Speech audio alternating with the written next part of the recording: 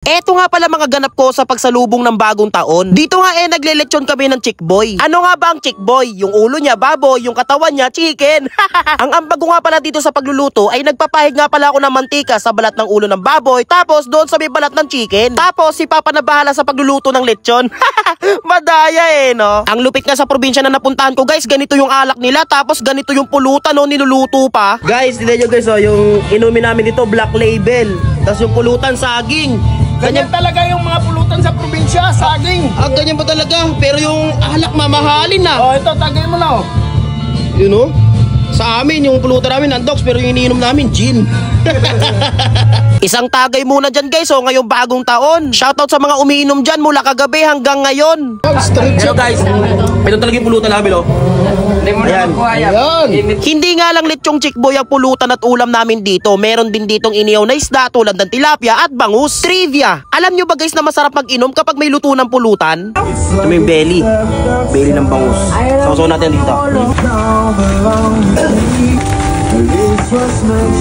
Guys, wag nyong gagayahin tong ginagawa ko Kapag nasa inuman kayo kasama mga tropa, naku, wag nyong kukunin lagi yung belly ng bangus, talaga mag-aaway kayo niyan.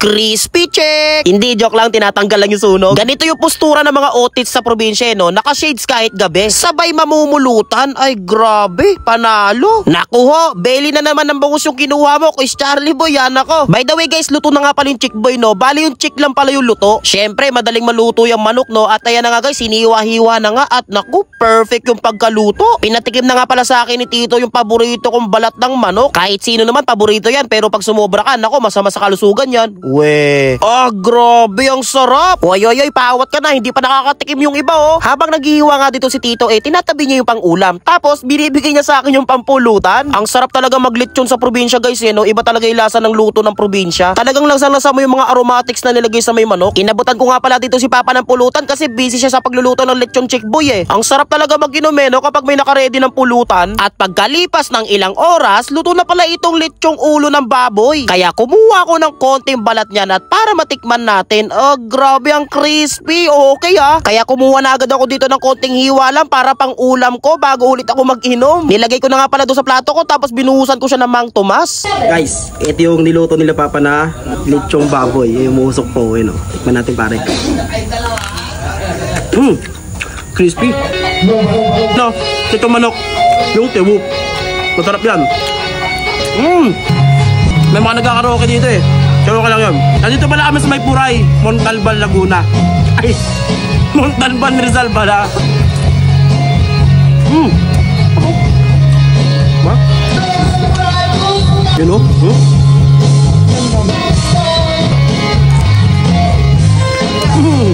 Guys, ang New Year's resolution ko pala, bali last day na to ng 2024 Ang New Year's resolution ko ay hindi na ulit ako kain nito.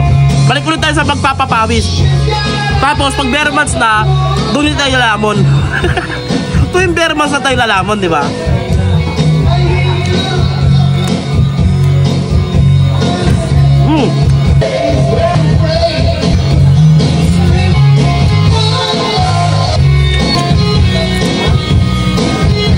Dami.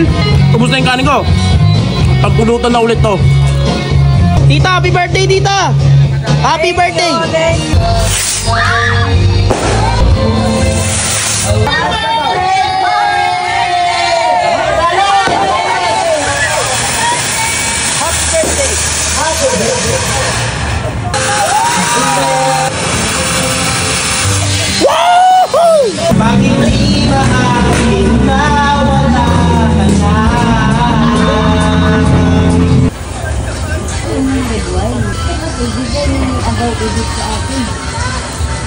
Nga pala guys, January 1 na nga pala neto at birthday na nga pala ni tita. Inabutan nga pala niya ako dito ng mangkok kasi kukuha nga pala ako dito ng shabu-shabu. Unlimited yan Ang lupit pulutan lang dito yung hot pot. May hot pot dito guys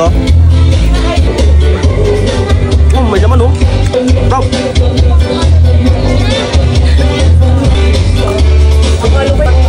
Bro.